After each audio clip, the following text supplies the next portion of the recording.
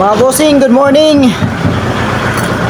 Meron tayong i-welding na atsa mga boss. Bali po yung ano niya mga boss, bali ang kahimtang. Ang handle niya mga boss, manipis na, bali na po. I-weldingin natin mga bossing. Okay. Tingnan nyo lang mga boss.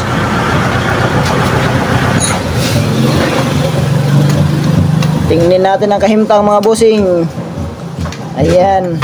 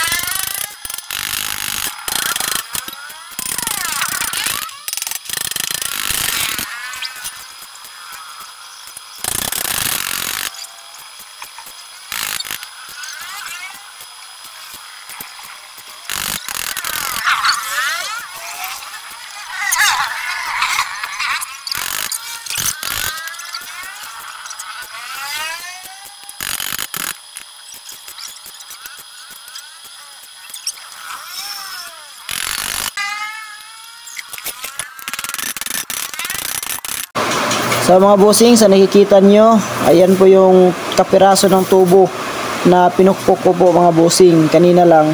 Diyan ko po inilagay sa ibabaw na parte ng handle ng atsa mga boss, kasi manipis na po yan mga bossing.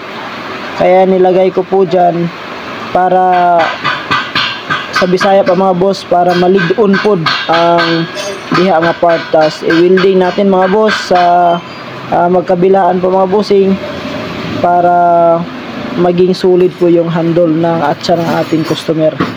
So ganyan lang po ang diskarte namin dito mga boss, kasi isang ano lang po yan na discarding pangmasa po mga bossing. Matipid po yan mga boss, at nagagamit na po nila ng normal na gamit po. Maano mo yan sa panggatong na hindi ka na po na nag-aalinlangan na baka maputol pa ulit. Okay na po yan mga boss. Ano po tawag dito, lead on na siya mga bossing. So kung sa Bisaya pa mga bossing. So yan, nahihirapan kasi tayong magtagalog mga boss, kaya medyo sagol-sagol sa tag-Bisaya mga ginagmay. So ayan lang po mga boss, ganyan lang po ang tirada ko. Magkabilaan po yan, at pupukpukin ko na naman po yan para didikit po dyan sa handle po, o sa tubo po na handle ng atsa. So ganyan lang po yung mga munting diskarte po mga bossing. Basic lang po yan, kahit sino po na welder alam po ang diskarte niyan mga boss. Sa katunayan niya boss, hindi naman ako eksperto sa pag-welding. Tinuro lang din sa akin yan, at ginaya ko rin yan sa sa mga mas expert po sa akin. So ano po yan, pang madali ang diskarte po yan mga boss. Hindi po yan kagandahang diskarte, pero goods naman po. Nagiging sold naman po yung ating customer niyan mga boss, at ang atsa nila is nagiging okay naman po mga bossing. So ganyan lang mga bossing, parang DIY po yan mga boss. Pang mabilisang diskarte po yan mga bossing. Sa maninipis po na, para po sa maninipis na mga handlebar ng ating mga gamit mga bossing. So ayan mga boss, panoorin nyo po ang video at sana po ay meron kayong matutunan sa ating video mga bossing. Ayan, good sa po yan.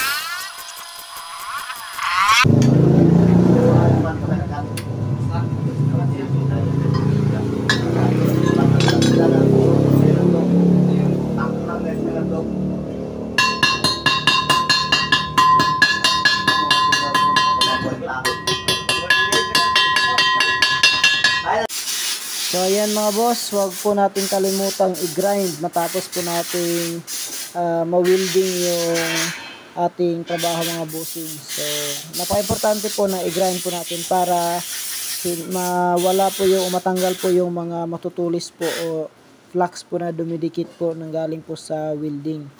So ayan po mga bossing, merong kaunting butas dyan at winilding ko po yan mga bossing. So ayan, sa connect po ng ground at saka ayan mga boss, dyan po konti lang po yan mga boss, tapos ano na kaagad, grind na kaagad mga bossing hanggang sa matapos yan mga bossing. So panoorin nyo lang ang video mga boss, ganyan na po ang pagtrabaho ko ng welding mga bossing. Ayan, thank you.